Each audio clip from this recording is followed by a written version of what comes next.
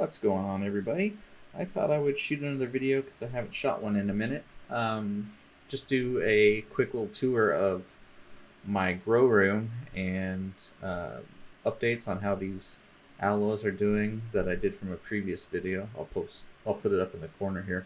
But I transplanted these from a big plant, from a mother plant in June or July, maybe August, I can't remember. But that video will be posted up in the corner. Anyways, this is the first time I watered them since I transplanted them. I brought them inside because it was good. Temperatures were getting down to freezing, and some aloe veras can take freeze and some can't. I don't know what variety these aloe vera are, so I figured I'd play better safe than sorry. I think next winter, I will put them outside, or put a couple outside just to experiment and see if they survive. That way I can know if I can just leave them outside or not, because I don't really want all these plants taking up a whole grow tent when I could be growing other things in it and using it to shoot more videos for you guys, growing different vegetables and plants and stuff. It's unfortunate that I will be sacrificing a whole grow tent just for these things, but it's whatever. I don't want them to die. I plan on adding some more tents and more grow lights so that I can grow just a ton of stuff and have them segmented to where I always have something growing to make videos of. I don't know if my wife is going to let me have 4 or 5 grow tents and 4 or 5 lights, but we'll see. Fingers crossed.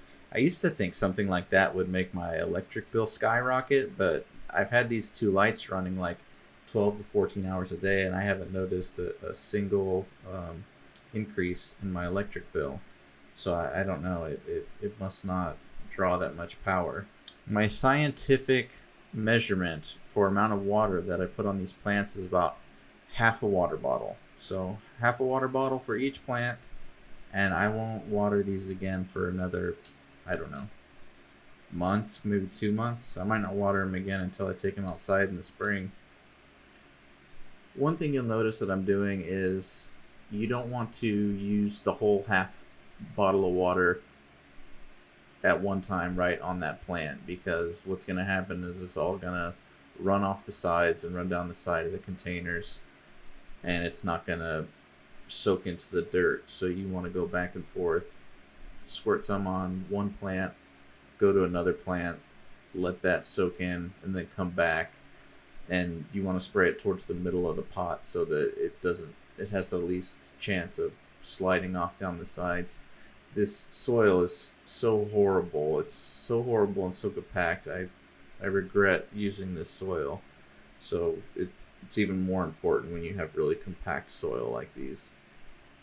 The next part of this video is me just giving you a quick tour of the small room that I have these in. This is my 2x4 tent with a light that has a veg option and a bloom option. I turn both of them on just to have the full spectrum of light on those things. They're so used to being in full sun that I give them as much light as I possibly can. I have that fan blowing on them, and it helps things not get too wet. As you can see, I don't want them sitting in water. I don't know what I'm showing here.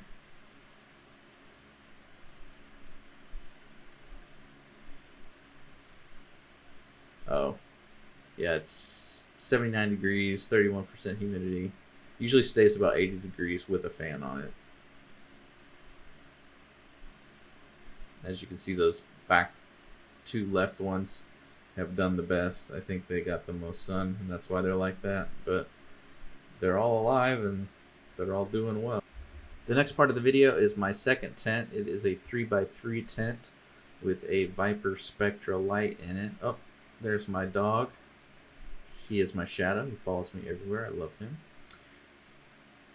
So these 2 cubes I have here, one is I can't remember, some funky kind of spinach that I'm growing, and a Romanesque broccoli that it's broccoli, but it looks like an alien made it.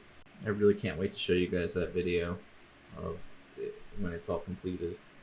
And the bottom plant there is some Tom Thumb lettuce. I grew it outside as well. And the indoor crack key method blew it out of the water. Probably no surprise to anybody else, but it's greener and healthier.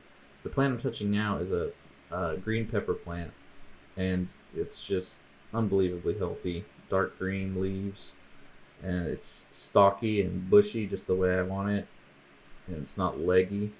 The light's really doing a great job. It's about 2.5 feet above those plants and still putting out enough light to where it doesn't get leggy. I think this next part I just show a video of my fans, because even though those lights don't put out that much heat, both of them together kind of add up, and then my computer puts off heat, and the monitors put off heat. So I got 3 fans to help try and keep everything cool, and then my dog's kennel and a bunch of trash that's honestly kind of embarrassing now that I see it. But what can you do? You know what I mean? If you guys like these videos, please comment and let me know you like them. I plan on making a whole lot more. See ya!